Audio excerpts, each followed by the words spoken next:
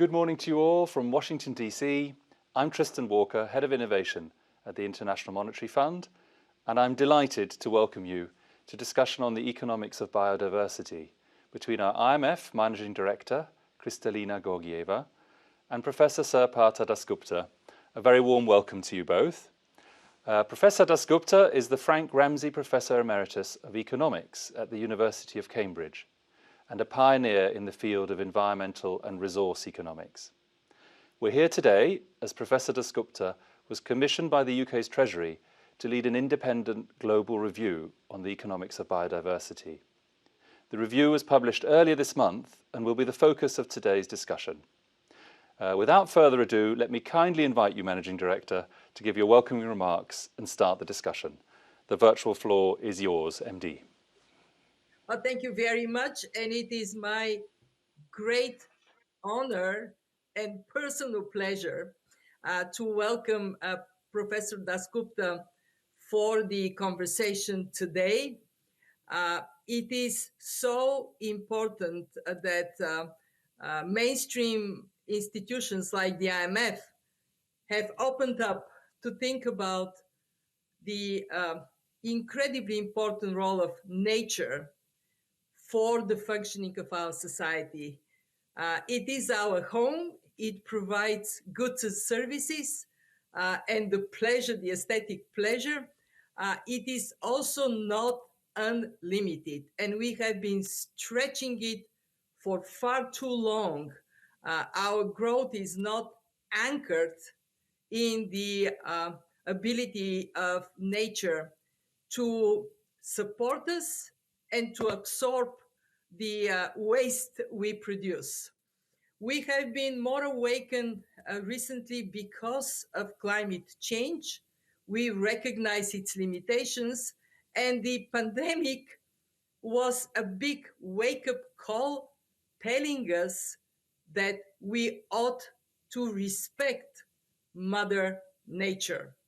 And it is in this context that the economics of biodiversity is being presented to serve the world and also to inform the work of institutions like the fund. I have been personally engaged in this topic for many, many years. When I was Director for Environment, we developed the first payment for ecological services projects. And we worked on, at that time, on recognizing natural capital and measuring natural capital in the wealth of nations. But admittedly, we have not gone far enough to mainstream biodiversity, and it is now the time to do so.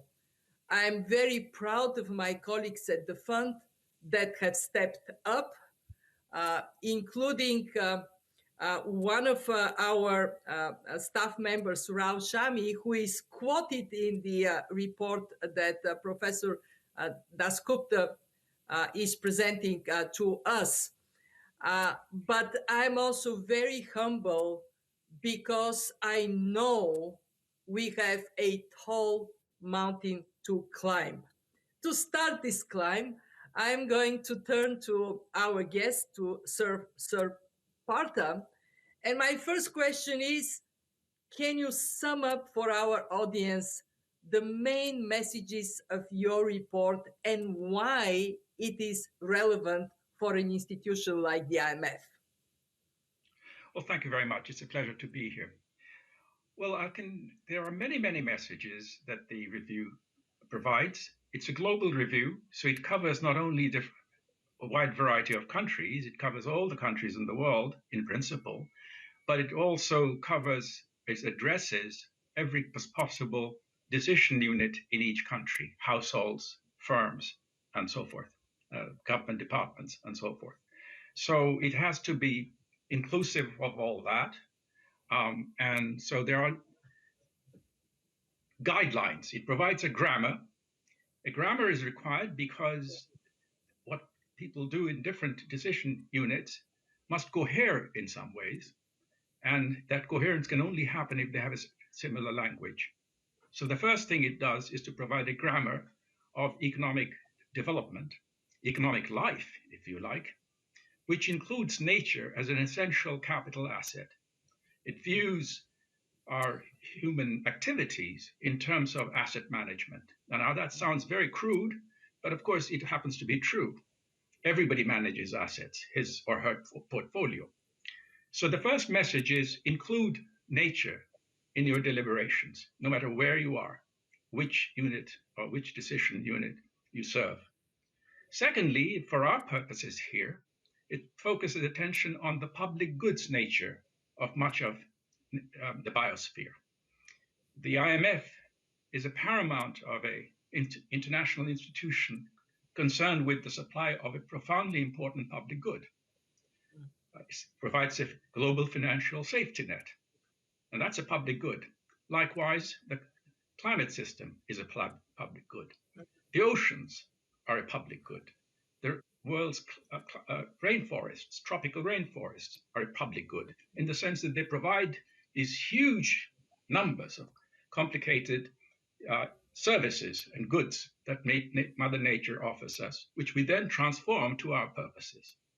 So the first message is take nature seriously in every conceptual model you devise, no matter where you are. You won't have market prices for them, and therefore you need to find alternative ways of valuing them and including those values. I would say that's the central message of the review. Well, thank you. This is indeed the task ahead of us to make sure we integrate nature in the way we think of our assets and also integrate nature in the way we think about liabilities that come from short-term projections rather than a longer-term sustainability framework. I want to ask you a question that has come up in many conversations, the relations between climate change as a global priority and the preservation of biodiversity. There are some who say, well, one should be top of mind and would place climate. There are others who would say, wait a minute, if we destroy biodiversity, that undermines our own existence.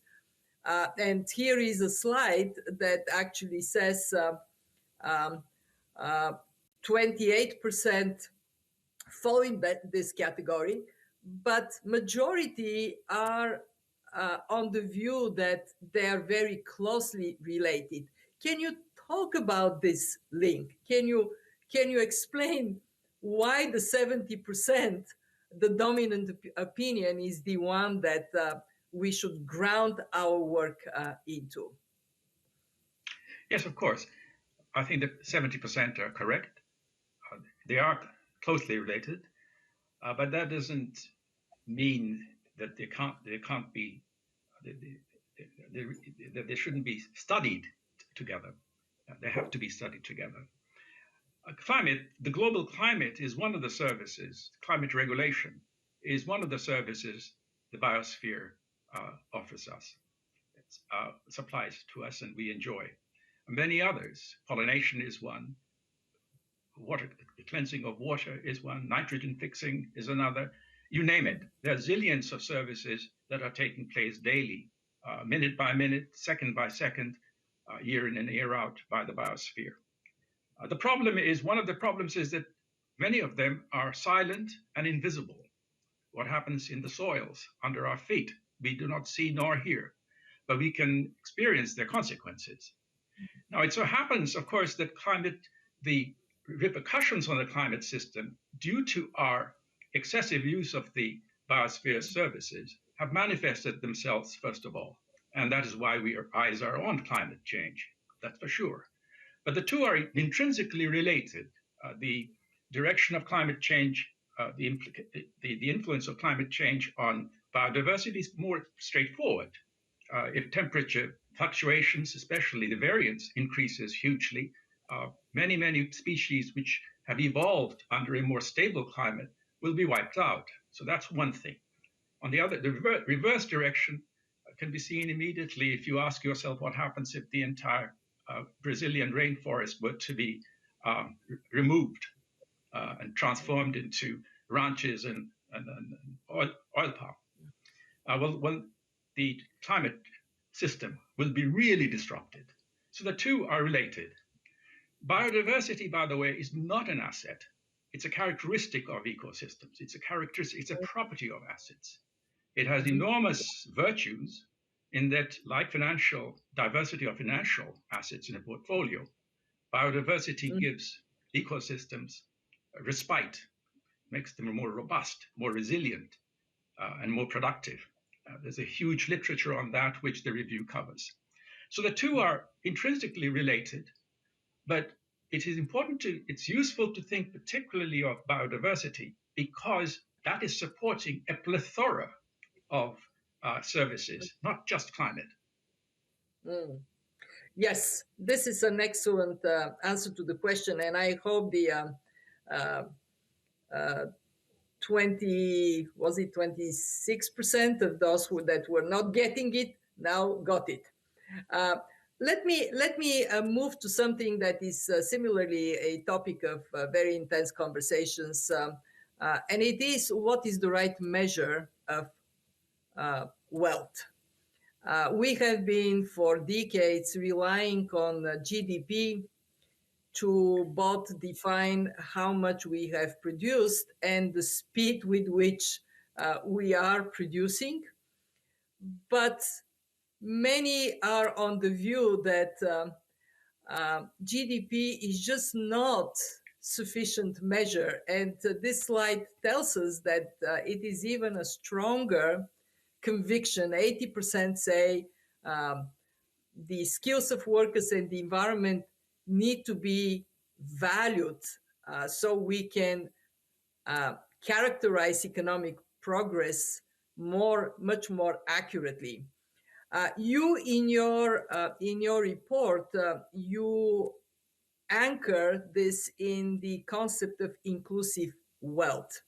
And it would be very valuable for the participants in this open discussion if you could explain why inclusive wealth is the right anchor and how it can be utilized by organizations like the IMF. Thank you very much. Yes, of course, I'll see what I can do in this limited time that I have. But of course, I would suggest that people try and read the review because it's pretty detailed. Yes. and attempts to answer these questions, anticipate some of these questions. Well, I think the easiest way into the idea of the wealth of nations is to ask how a household would decide whether it's wealthy or not. What would it measure? Would it measure income? Well, one problem with that is income is a flow, and wealth, by the nature of the beast, is a stock. You want to see how wealthy you are. You might look for example, if you ask yourself what the household's income is, it may include, for example, wages and salaries that the members are earning. But that's just a momentary flow of income. It's not wealth. Somebody will point out, yes, but you realize, of course, your income may be very low now, but your income is going to rise a lot because the characteristics that you have, your abilities, are going to be more valuable in the future. Just for the sake of argument, suppose somebody says that. How do you bring that into account when you ask yourself what your current status is? Well, you discount your future flows of income today, and then of course what you get is a form of a wealth. So the parallel is really very important to bear in mind. There's nothing mysterious, nothing fancy about the notion of wealth of a nation to move away from GDP.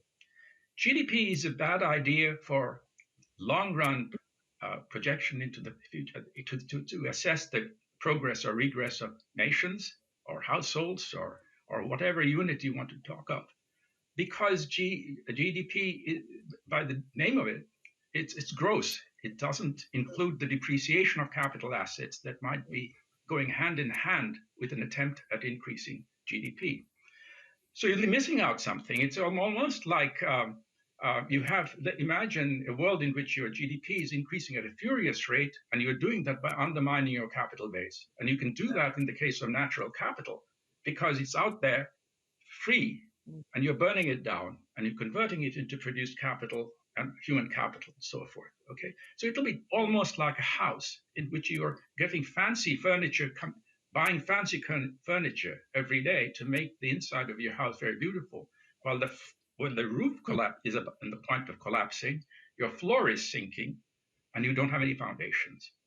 So the idea of wealth is exactly what it says it is, wealth. And we ought to be measuring the wealth of nations and not so much comparing the wealth of nations, and we can come back to that issue as to why cross-country comparisons is probably overdone these days, but rather movement of wealth in each of the nations over time to see whether it's increasing relative to its population size or declining. If it's declining, then something's gone wrong. And changes in wealth will include the depreciation or appreciation of capital assets. So if you have a green movement, your natural capital stock will increase. That component of your wealth will increase thereby, just as having more factories increases the stock of your produced capital. Talking about the great analogy of this house in which the roof may be collapsing and the floor may be flooded. We have traditionally we would talk about physical capital and human capital. Say physical capital is all the furniture that we have in the house, and we have the people living in the house. But we also have to worry about the house itself that you, in your analogy, brought up as natural capital. So how do we think about the equal footing proposition of natural capital? You said hopefully it would appreciate over time, but isn't it more true that we have been running it down in far too many places? How do you change the placing of natural capital in the equation of us putting our societies on a sound footing? In other words, how do we make sure that the roof and the floor are taken care of? Thank you very much. Yes, this is a deep question, and there is no simple answer to it, but let me try and give an opening to the question. When you purchase a piece of machinery, equipment, for example, you pay a price for it, say a sewing machine, just for the sake of argument. You pay a price for it. And because you are fairly sanguine that the market is operating in some sense reasonably well, that you're not being milked by the producer or it's not a bad piece of equipment. If you're reasonably sanguine about the institutional background in which this transaction has taken place, then you don't ask very much as to how this sewing machine was manufactured, what it consists of, what its internal mechanisms is, because if anything goes wrong, you can call somebody to come and fix it up and so forth. So you rely on the market to, in some sense, suppress a large amount of information that you need, but now because the institution is working well, you don't need it. Okay, it's carrying that information. You're not decomposing from the price the characteristics of the product because you're sanguine about the institution. The problem with natural capital, for a variety of reasons, one of them being that it is silent, it is invisible in many cases, the processes that is, and that it's mobile. The wind system, the air, things travel. That makes for property rights very difficult. And so an entire set of institutions we have grown up with and we are sanguine about in produced capital, what you were calling physical capital, and I'm calling it produced capital, are unavailable, which means that in some deep sense, a bulk of the services we enjoy from biosphere are coming for free. And we don't even need to know about it. We don't use it. So we use it without knowing that we're using it because we're not paying for it. It's not conscious. We don't see the component of natural capital in the products that we purchase, okay? Because they're far removed from us and they've been wiped out through the manufacturing process. They're inbuilt. Okay, so there's an enormous amount of congealed natural capital in the stuff that we produce for which we have not paid. So obviously we're running it down because it's a free good. Innovations are going to take place which are going to be nature intensive, rapacious in the use of nature, because innovators want to innovate in directions which economize on expensive factors of production, not the cheap factors of production. So at every stage of production, from the earliest stages of thinking about production, then to the act of production, nature gets a short shift. So it gets debased. Okay. Now, in that kind of a world, the only way to change institutions is for people like us all to get together and realize that there is this enormously rich asset, our home, which we are tarnishing, we're depreciating because we are not paying the price for using it. We are not limiting ourselves. We're not cautioning, we are not husbanding it. In order to do something about it requires of us to understand what nature does. We need to understand the mechanism, the mechanics of it, largely because there are no prices which can allow us to the luxury of not needing to know the mechanism, which is one reason we need to talk to ecologists, physical scientists, biological scientists of all sorts to get a feel for that enormous, incredibly rich factory out there, which is churning out stuff which you're using and not paying for. So it's up to us, the citizen, to insist that our governments, our international institutions, take this house of ours seriously and embed it in their thinking. And it can be done. We are doing it. We're doing it it's preliminary, it's very early days yet. But fortunately, Mother Nature is large enough still to enable us to do something to repair the damage we have done if we have some goodwill towards each other and therefore to ourselves. And we allow intelligence now to enter into the picture and not say that the market will fix it or there is an institution ready and handy which will deliver, because those institutions aren't there. Let me give you one example before I conclude this part of your questions, which is the IMF is a great institution. It's a great international institution providing this incredibly important global public good, global financial safety net. Okay, what about the oceans?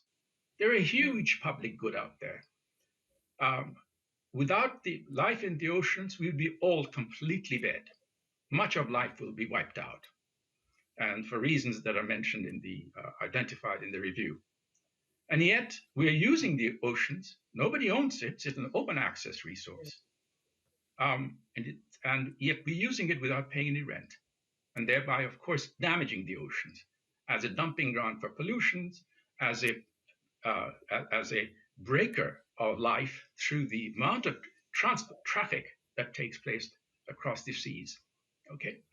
Now, a natural counterpart to the IMF would be a global institution which is authorized to monitor and perhaps even have resources to collect rents for the use of the oceans as a transport venue, as well as fisheries, of course.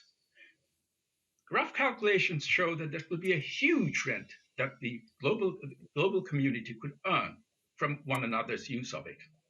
And that could be used for pay, for example, the protection of the tropical rainforests, because they happen to be a different type of global public good. They are within national jurisdictions.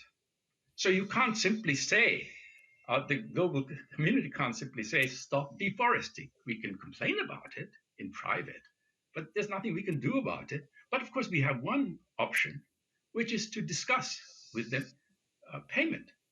What payment would be required to stop it, to protect us from complete deforestation. And that payment could come out of resources collected elsewhere, like from the oceans. We could have done that with the climate as well, by the way. The atmosphere as a sink for our pollution is a sink for carbon dioxide is, of course, a global public good. We haven't chosen not to do it through an international agency, but through agreements like in Paris, so that governments do whatever is necessary to limit their emissions. But that's one mechanism. Another mechanism could have been a transnational institution designed to do precisely that, to protect the atmosphere from excessive carbon absorption. I don't know if this makes sense, but yes, it makes sense. It makes sense. Your point is that once you understand the enormity of the problem we are faced with, and it is indeed an enormous problem. We have been depleting biodiversity at an alarming rate, undercutting the foundation on which life on Earth depends.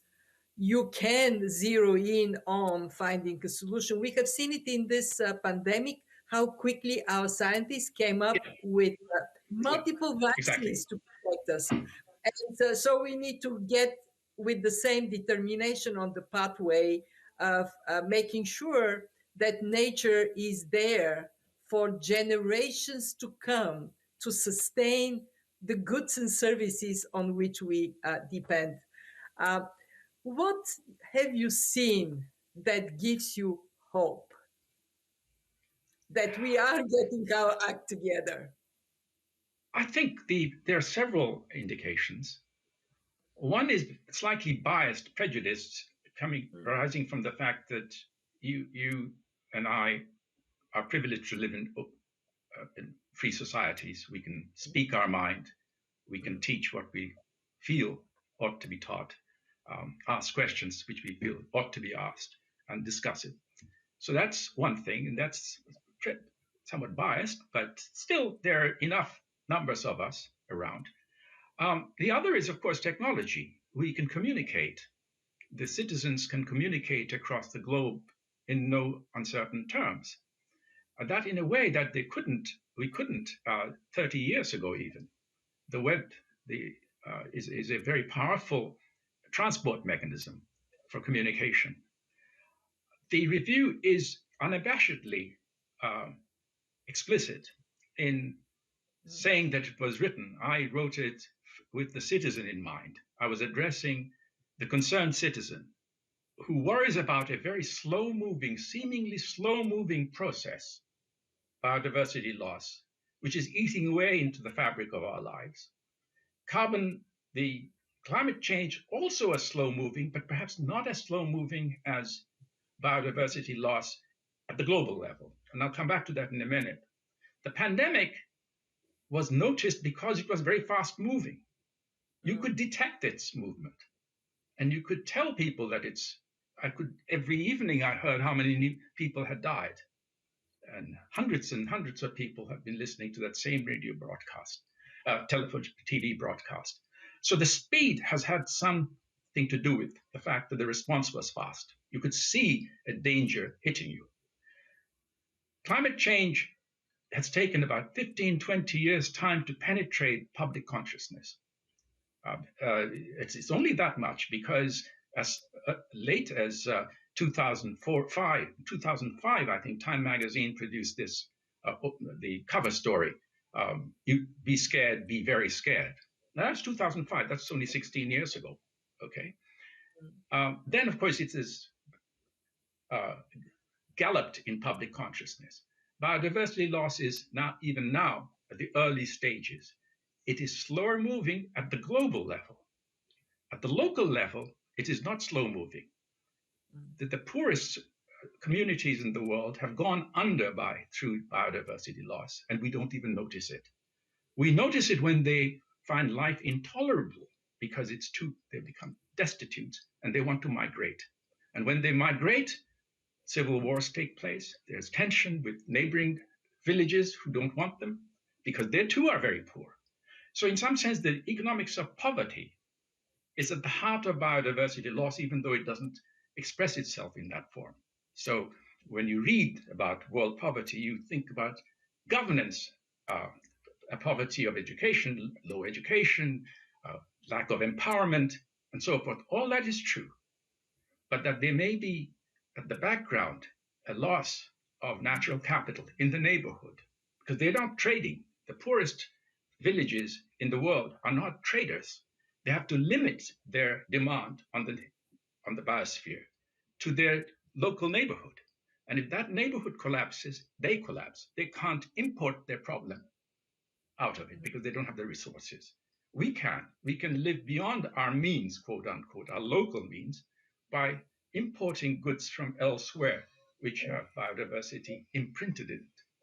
And we pay for it, of course, with our human capital, our physical capital, and so forth, which is exactly right. There should be trade on all fronts. But we forget that biodiversity loss has made its mark over and over again in the poorest of countries. It hasn't hit us yet, visibly. But we have to learn from the science to recognize that the momentum is picking up and we should be worried about it and we must do something about it. There is breathing space, and I have hopes, because if we recognize it, we can communicate amongst one another, urge our governments to take this very seriously. I am very grateful for you bringing the issue of inequality and poverty in that conversation about nature and biodiversity. It is local until people are forced to flee. And then it becomes regional and it becomes global. We unfortunately are coming to the end of our time. Before I turn back to Tristan, I want to thank you very much for creating this very easy to remember image of a happy house when you have the people in the house and you have the nice furniture and art, but you also have the roof and the floor, the whole house standing. If we are to be one happy family, we ought to take very good care of our house. Thank you very much for this incredibly interesting conversation. I join you in highly recommending to everybody to read the review. And with this, my gratitude to you. Please come back. Please come back and see how we are moving at the front. And with this, I turn back the floor to Tristan. Thank you. Thank you very much. Thank you. Thank you very much, Managing Director and Professor Dasgupta, for a fantastic discussion. This brings to an end our public event. And thank you to all participants from around the world that joined us for this discussion. Fantastic discussion. Thank you. We'll now take a short break, and we will continue with our internal discussion after the short break. Thank you.